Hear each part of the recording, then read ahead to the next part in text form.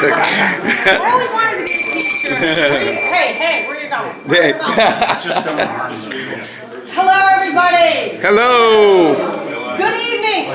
Beautiful DC summer evening, which we wish they were all like this. No, that's too good to be true. But they're not. So, hey, Dorman, where are you going?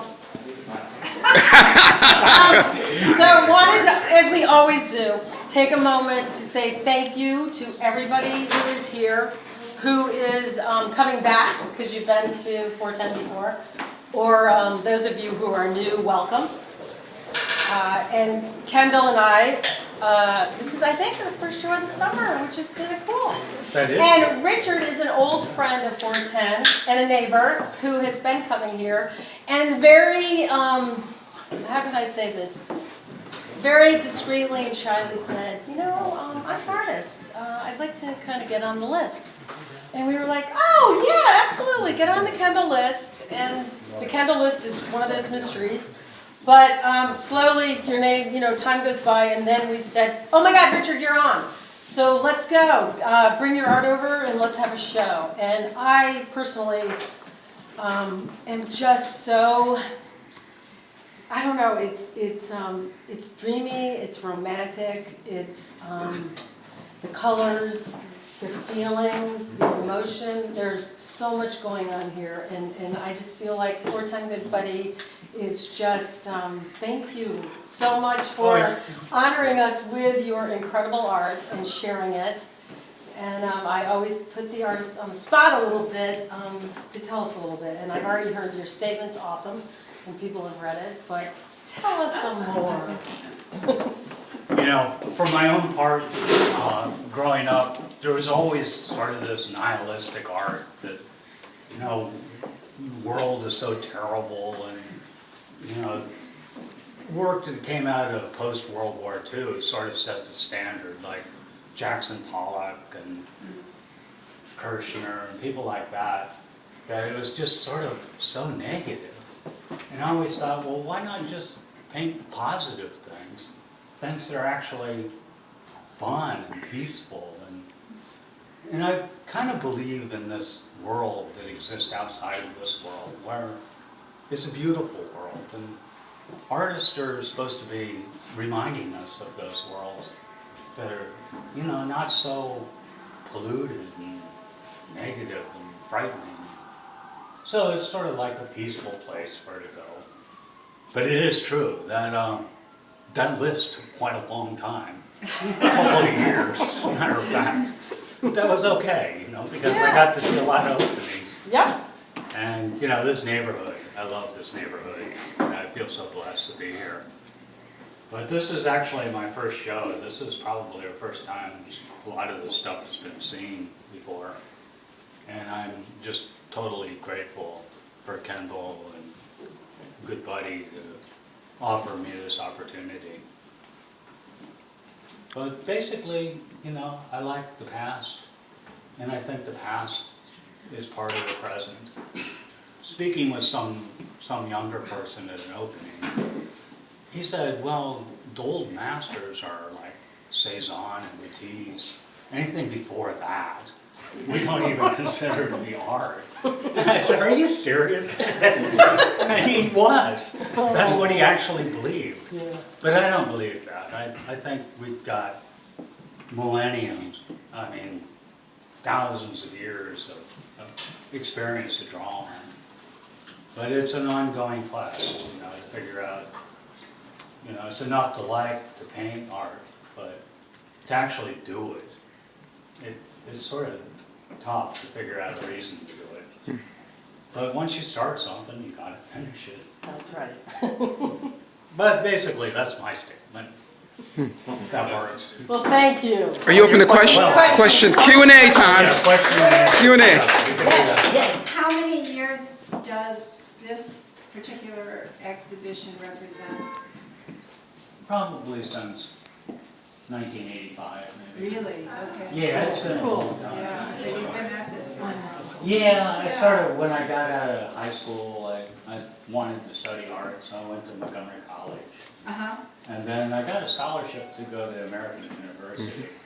And that was before the Casson Center and everything. Yeah. And they had like this, Bob Dorista had this concept of art that really intrigued me.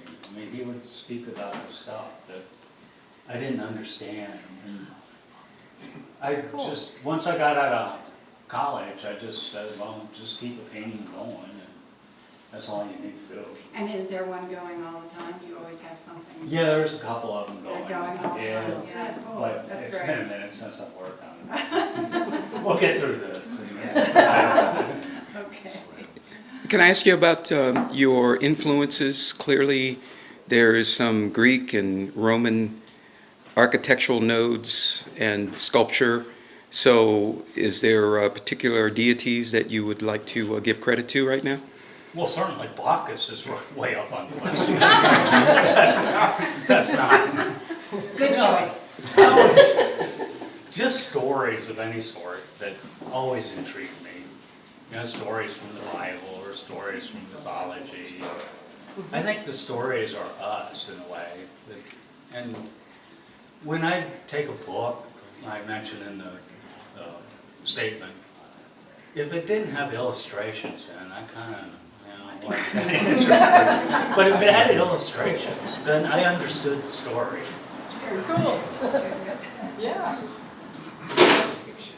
There's, with some of the pieces, there's the luminosity and iridescence, and with the acrylic, there's a lot of transparency that's really interesting. And it's magical. I don't know how you process photographs to achieve some of this, and I see that some of them are familiar landmarks from Washington, like the Central Library downtown, and some other areas that just, they're familiar enough that I don't know exactly where, but where does your interest in sort of presenting the translucence come from, and what's the process? How do you create that magic with the light, with the photograph?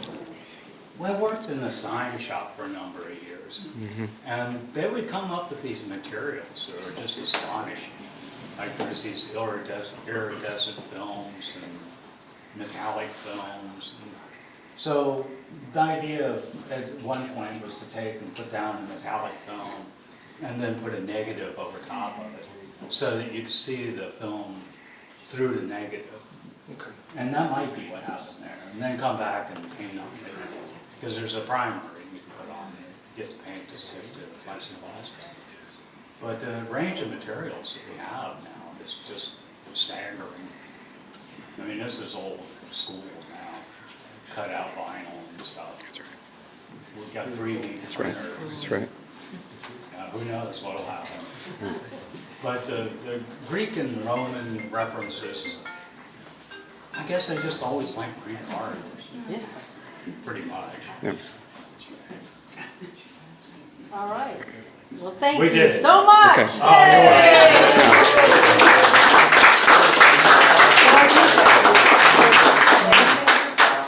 All of it. All of it's for sale. All If of you it's want to for know the sale. price, ask Richard. Okay. All right?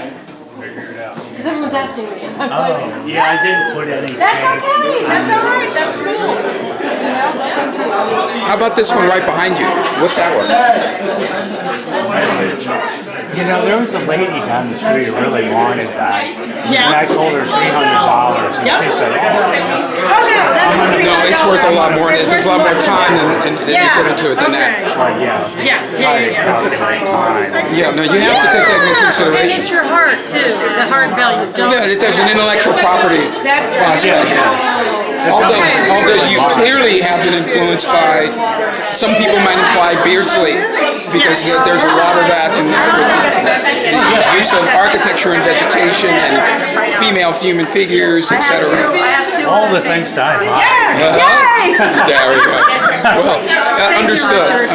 It's a pleasure to meet you. Absolutely. What else do you say stands out? What is your competitive advantage, if you want to put it that way? What else stands out? Yeah, in your mind. How do you describe your work? It's sincere. It's a quest. It's not like I'm going to try to do this thing and get it done and then it's done. It's more like, oh, there's a place up there. I'd like to get there. And then you try to do it. and it turns out it's really hard, and so you keep working on it, and then finally you come to a place where you say, I'm happy.